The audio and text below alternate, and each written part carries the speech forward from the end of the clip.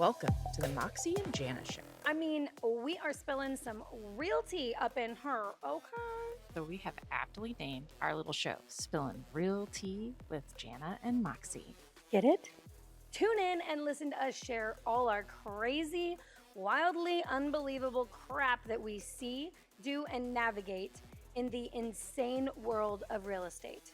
And we're talking everything. Oh, the stories we will share. Literally everything.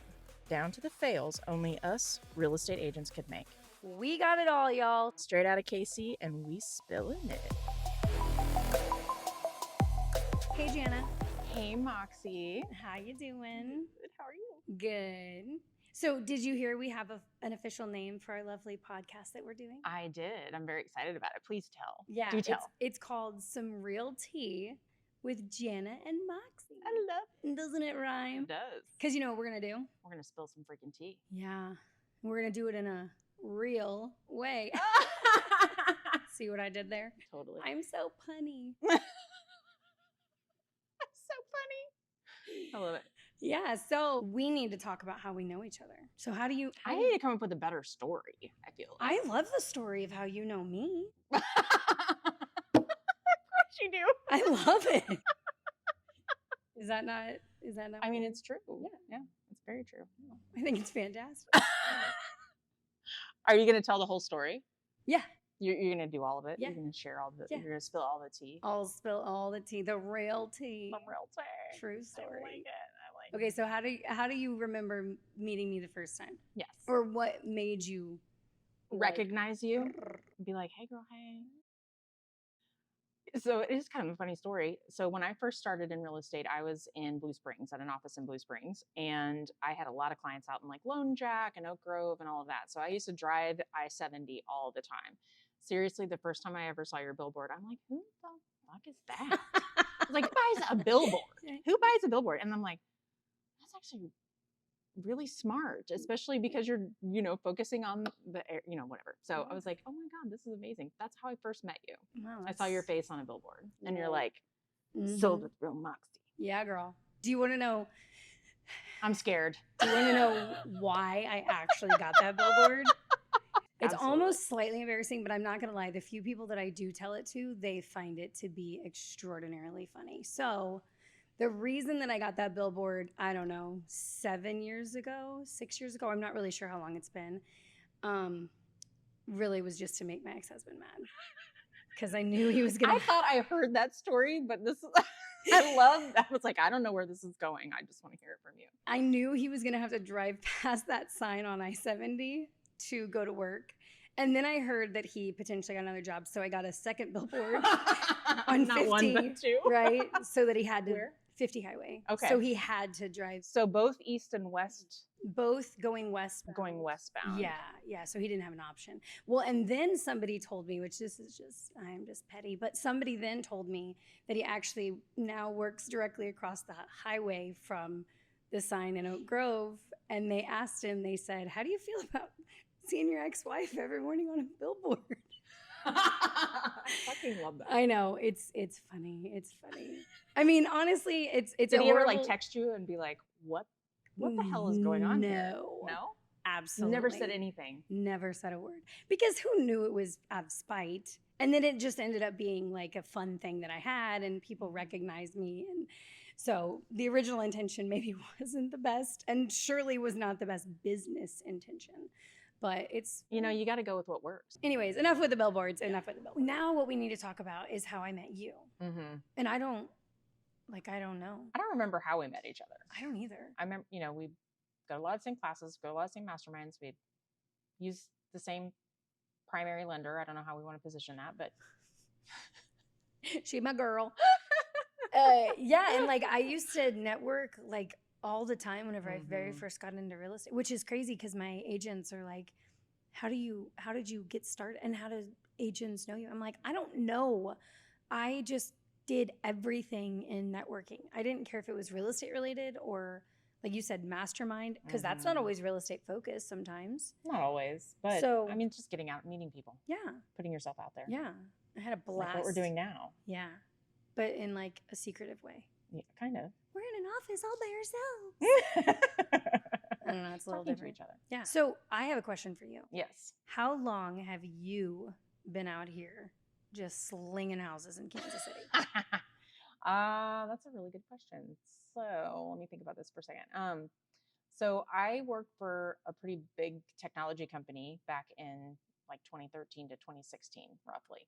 And we had acquired another company, and that company had a similar product to my team, basically. And so I was a software executive, and I managed a team of about 64 people. And basically, we went through essentially a pretty big round of layoffs back in 2016. I got to take my team of 64 people down to 12 people. Oh. And then through that process, which was terrible, very awful for everyone, truly for everyone, I asked them to put me at the end of the list. It's like, you can just put me on the list because I don't really want to work with an organization that behaves this way. Yeah. Treats its people this way. Yeah. So that was in 2016, and I got a pretty nice severance package, which was awesome. I, left this big 6-figure corporate job, and I was like, what the hell am I going to do with my life? And I remember very distinctly not loving the process of buying a house in Blue Springs, and not thinking my agent did a super great job, and thinking, of course I can do it better. I think that's what we all think, we can do it better. So that was 2016. I got my license and started selling right away. I had my first transaction the first month. And then I went on to do like 21 transactions and like 4 million, I think, my first year, a little over 4 million. So 2016. What about you? How long have you been in real estate? I have never heard that story before. No? Now you have to listen to my story. Yep. And you're going to think that I'm just repeating your story to you. Are you serious? I'm not kidding you. You will not believe how many people I hear say almost the exact same thing. Corporate job, laid off, decided real estate was the right thing for me. I don't know. Okay. Put words in your mouth there, but. So 2016, Mm-hmm. I had, my old boss had a propensity of firing the people that made more money than him when W-2s came out. So I got fired, and then 5 days later, the top sales rep in the company, in our office, also got fired. And I thought that day, I don't ever want anyone to ever dictate my paycheck ever again. Yep. And I had already started thinking about getting into real estate because I had just purchased a home, and I didn't really feel like the agent necessarily did me a service. Maybe they were more focused on the paycheck than anything else. And I thought, Commission breath is real. yes, absolutely. That commission breath is real. They smell it. So I really thought, this fall, whenever I was in construction, Mm-hmm. I was an administrator in construction and project manager. And I thought to myself this fall, I didn't know that. yeah, Okay. I was a project coordinator. I love it. I was awesome at it. It was so much fun. I love it. So I had thought this fall, I'm going to get my license and I'm going to go part-time with this agent named JC. I get fired, and my roommate at the time, he was like, are you going to be okay? And I was like, yeah, I'm fine. He's actually taking his test right now. For real? Yes, to become Love a real estate it. agent. So hopefully he joins us. But anyways, I came home that night, and he was like, go out with your friends. You were already planning on doing that. Don't just sit on the couch. And again, we are platonic friends, right? There was no romantic here, but he was a good friend. And so I was like, you're right. I'll go out. So I go out with my girlfriends. We walk into this bar. It was a winery in Lee Summit. And guess who's sitting at the bar? JC. I'd never seen her in public in my entire life. And I didn't even say hi to my friends. I just walked right up to her and I said, when do I start? And so she said, tomorrow. So I showed up at her office that day. I ended up not going with her. I ended up going with a family friend brokerage, and I, the same, did 24 deals in my first 12 months. I'll be honest, I don't remember my sales numbers, but I did 24 deals. And I really thought the same thing as you. Like, I don't want to work for a corporate office that's just going to hack me off at the knees. Yeah. Somebody else dictating my paycheck. Somebody that's allowed to fire people just because we made more money than him. Go do more work and I won't make more money than you. Yeah. Anyways, thanks, Matt. Yeah, that's right. I said it. So I also thought I can also sell real estate as good or better than the person that helped me buy my house. And so I made it a mission to make sure that buyers did not get screwed over in the process. And obviously sellers as well. But my main mission at the beginning of my career was definitely buyers. So yeah. Like, and so when was that? 2016. Shut up. Yeah, February of Freaking 2016. weird. I got my first under contract in like 2 weeks of having my license. I was closed, and then I had my first cash deal in like a month after I was like, what are these? What are these? You're like, this is amazing. Yeah, but it was a $17,000 house. Hey, you and know so what? it wasn't They a lot all of money. sell. But, one thing that I'm really proud of that I've done in this business that a lot of people may not be able to say or may not be as proud to say, I have, since I started, I have never missed a month without a closing or a paycheck. Wow. Since day one of getting my first paycheck, I have never missed a month without getting one.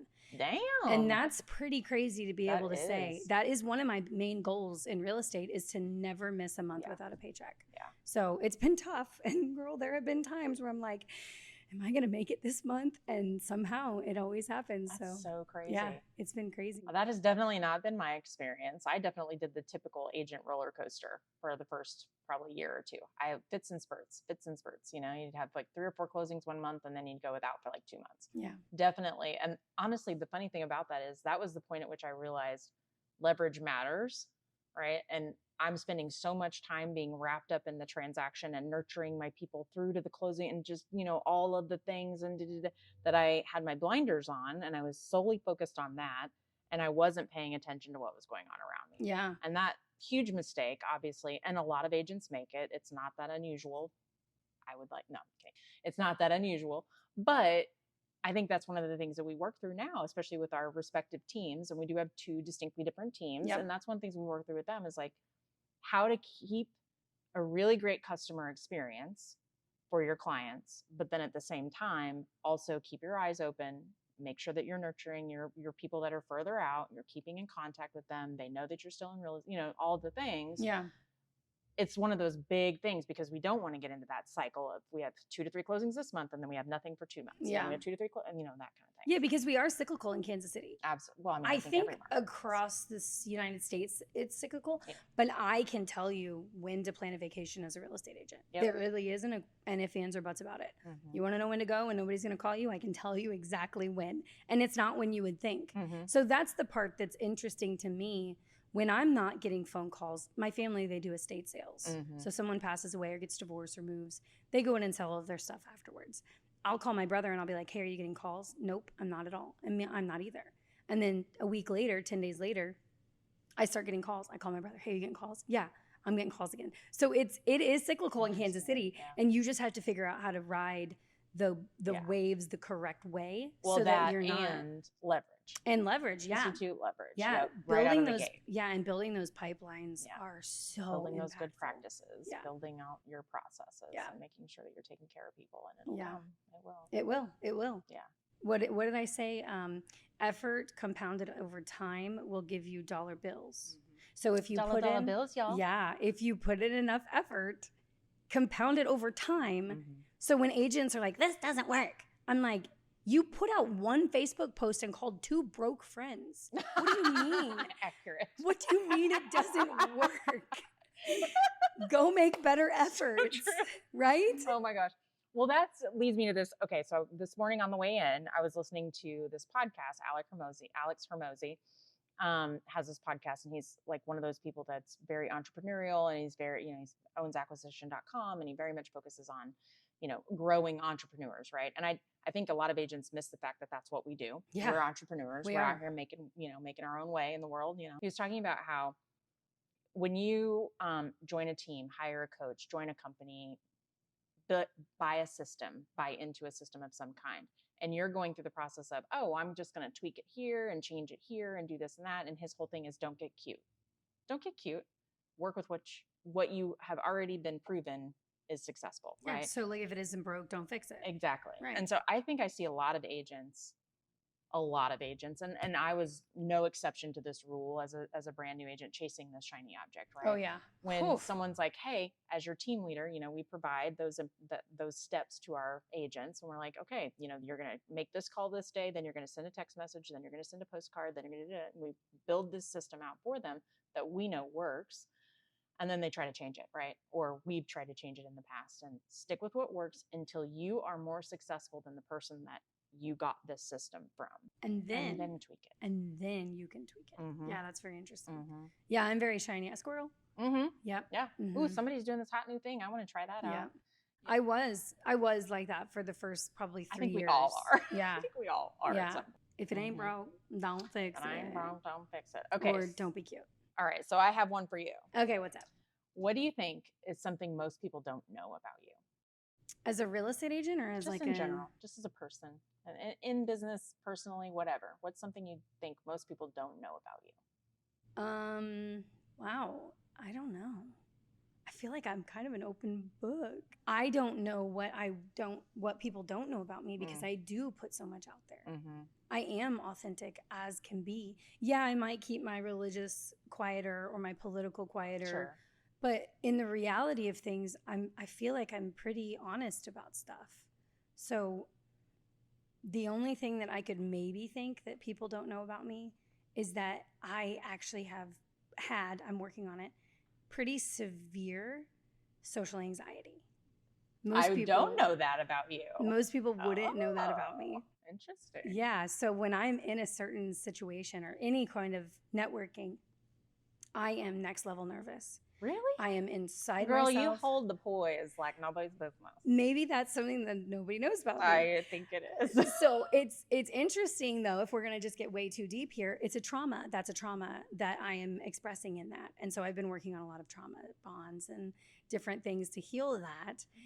Because I used to do what was called the Britney dip. So if you were friends with me back in like the kickball days or my party days after my first marriage, you would look around and you'd be like, where did she go? By the way, I go by Moxie, but my real name is Brittany. I feel like we all know this. This was pre-Moxie. You would just look around and be like, where did she go? And I literally would just get so overcome and just be like, I have to go. I wouldn't even say bye to people. They'd be like, you didn't even say bye to us last time. I'm like, yeah, join the club. I feel like that's actually a term. It's like the Irish goodbye or something like that. Oh, or yeah, something yeah. Something like that. Something like that. Well, they just called it the Britney dip. I did it all the time. I just had really social anxiety. And so now that I'm networking, it's still there. It is still inherently there. But I'm also working on that trauma. And so that's also helping immensely. You have to like trick your brain because I say that because I have similar challenges, not the same reason, but similar challenges. And like you kind of put this mask on when you go into a room full of people and you're like, okay, yeah, I got to get it together today. I'm going to have to be that bubbly, super like kind of what I feel like I'm doing right now. Actually. Yeah. Be the super bubbly person and be engaging and conversational. And it's hard. Yeah, you have to be on. Yeah. I call it being on. And so it's called an extroverted introvert. And so there are times whenever I have had to be on for 8 hours with people. And when I get home, Kenny, my husband, is like, what do you want to do? I don't want you to speak to me. I want to sit in silence. I want to sit in silence and re-energize. You wouldn't know that I was an introverted extrovert because I do such a good job of being an extrovert. And but that introvert side is screaming, go home, do nothing. But you can't. You have to keep going. Yeah, but you have to keep going. I could be on for all day long, and then you won't see me for 2 or 3 days. Like if you go back and look at my social media or anything like that, it's like dump and retreat. Yep. Dump and retreat. Yep. And I'm like, I hate that. There's only so much energy you can give out though. Good Lord, I know. Yeah, and then you just have to re-energize yourself. Yeah. So I have a question for you. Uh-oh. I don't know if I'm going to be able to answer this one because I don't know if people will like my answer. But what is one thing that your spouse thinks that you love about real estate that maybe you don't? Oh, that maybe I don't. I put a twist on that one. Do you want me to untwist it? I don't know. I'm trying to think about that because, it's a whole thing. It's like, well, I know what I like. I know what he thinks I like, but I don't know that I know what he thinks I like that I don't like. It's an interesting conundrum for sure. It's quite the conundrum. Oh my gosh. Well, he did say something recently to me. Actually, we have a daily agent huddle. We have a team huddle every morning for 20 minutes. The market is super weird right now. My business is inconsistent. Our team's business is somewhat inconsistent at the moment, just with everything that's going on. And he made a comment on our agent huddle this morning because I was like, well, what are you going to do about it? How are we going to get it? I'm pumping everybody up. Like, let's get. He goes, God, you're always so fucking positive. You're always so fucking positive. And I'm like, no, I'm not. I'm really not. I mean, I'm trying to be, don't get me wrong. I'm a fairly positive person, but at the same time, I'm like, no, this is a motivation. Yeah. That's what this is. Yeah. This is me telling you that same thing that you're worried about that you don't think you can do. I also don't think I can do, but I'm not going to tell you that. I'm going to tell you can fucking do it. Absolutely. And you should go do it because it's going to bring you business, right? I mean, I think it feels a little bit like imposter syndrome sometimes. A little bit. But yeah. So he thinks I'm super positive and I'm not. What about you?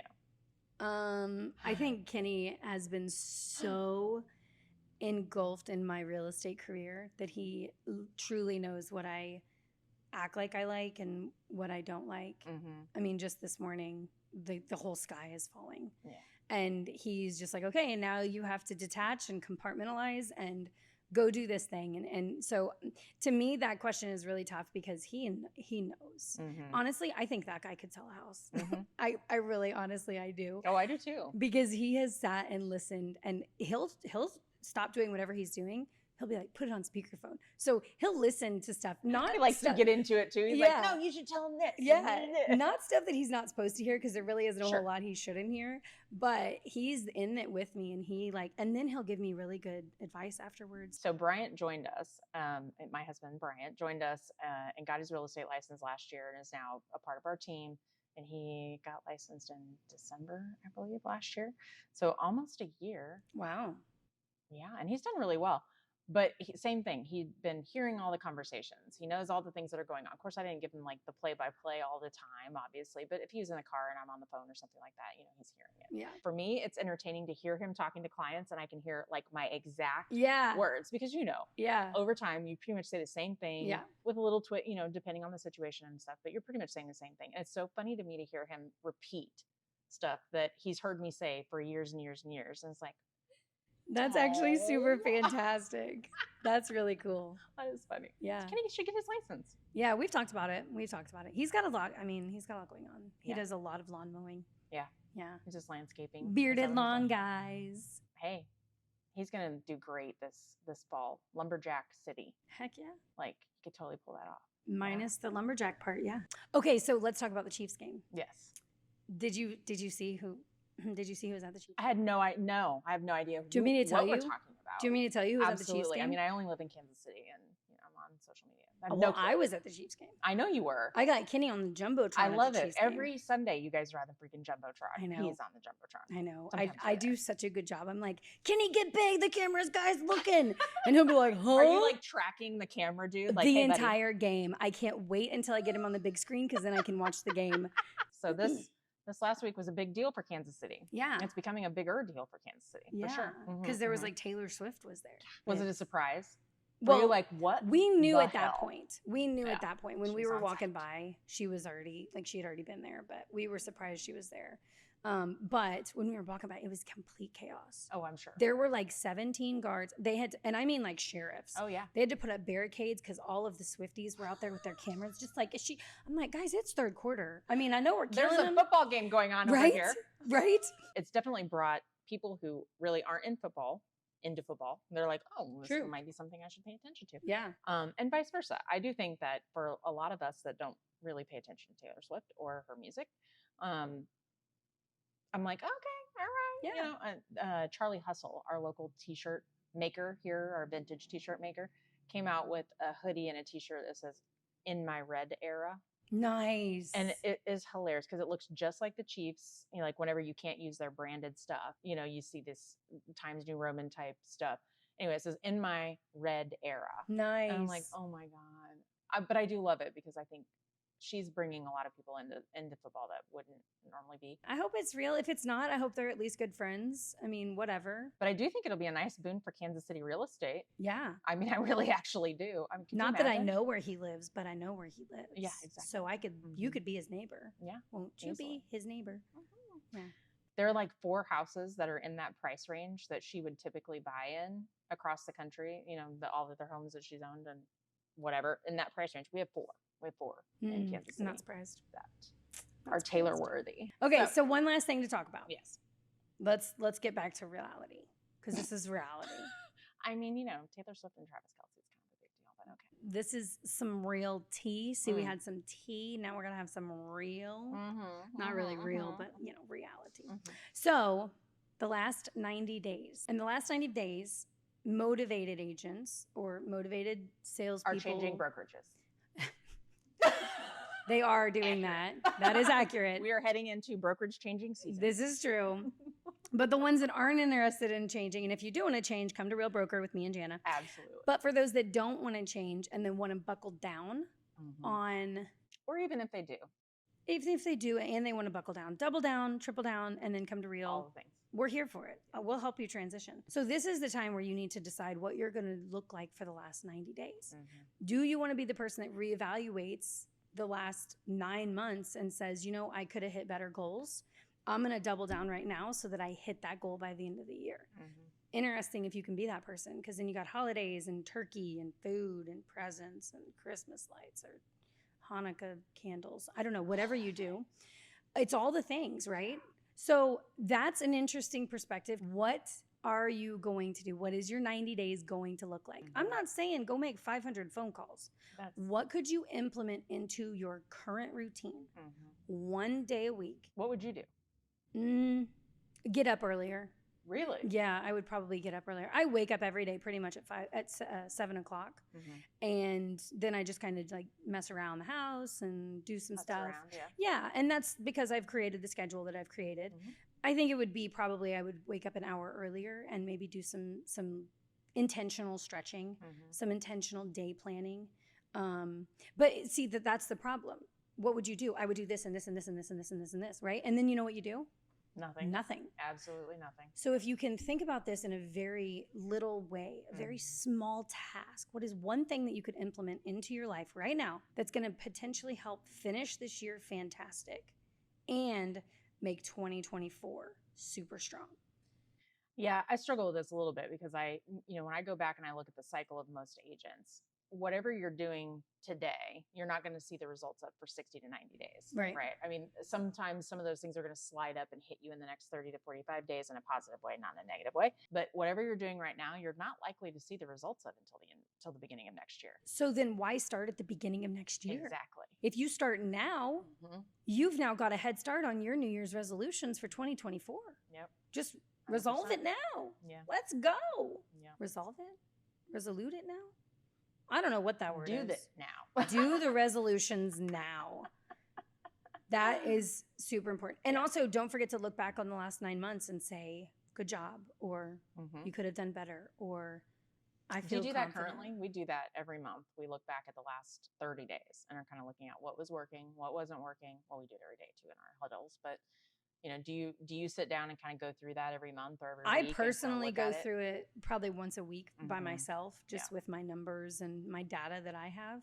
So I stay pretty and my TC probably hates me for it, because if there's a sale not on there, I'm like, hey, where's that sale? And she's like, oh my gosh, I'm sorry. And then I feel bad for asking, but girl, I'm looking at my numbers consistently. Yes, every day. It's important. I think that's one of the things. If there was one thing that you could do, I truly believe this. I'm a very foundational type person, and numbers are really, really important to me, right? So we sit down and we look at like what was working, what wasn't working, and what can we do differently, right? And this is a very like software development, agile development type philosophy that I brought into real estate. But I think if you could do one thing that would potentially position you to be in, whether it's in the next 90 days or for the rest of your career, it's actually knowing your freaking numbers. 100%. It amazes me how many agents do not have any idea where their business came from, how many transactions they've closed this year, this month, last week. I mean, it's insane to me. Or their volume and where those sources come from. It won't grow if you don't know. Yeah, exactly. I mean, for real, it won't grow if you don't know. If you're never tracking it, you'll never know where you are. Yep. How can you grow something that you know nothing of? Yeah, exactly. It won't grow if you don't know, period. And numbers are, to me, hands down the most important thing. If you're seeing really great success in one area, double down. Yep. And if you're not seeing great success in another area and you've been doing it for 2 years, then maybe that's not the right thing for you to do. I'm not a big fan of like, stop doing it because you're not seeing results like in the last week. But you know what I mean? Like, that whole squirrel mentality, but definitely be looking at it like, okay, what was working? What wasn't working? How did I feel about what I was doing? Did I enjoy it? Which is a big thing for me too. Like, you focus on the things that you actually enjoy doing. And that definitely, those are things you're going to be successful at. Right. And that definitely wraps back into like consistency over effort over time. Yes. Like if your effort is over time, if you're starting to see those results, stick with it. Double down. In closing, my last question for you, like what's your goal for next year? Have you thought about it yet? No, not For yet. you personally or your team? I don't really like to set team goals because I can't control those. I like to set personal goals, and I like to have my team set personal goals.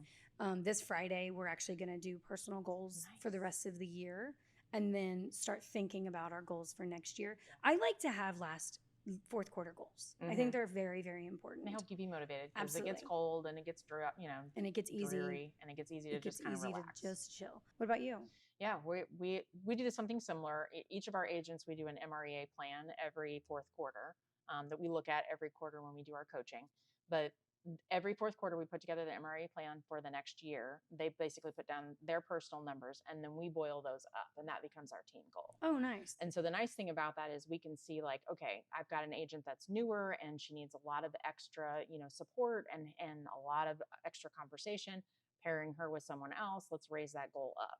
And I'm also looking at like from a challenge perspective. I'm big on Grant Cardone's 10X philosophy in the sense that, don't focus on what you think you can obtain, make that goal crazy. Yeah. Because you're not going to hit it, and you need to be okay with that, but you also need to be able to push yourself harder. Yeah. Right?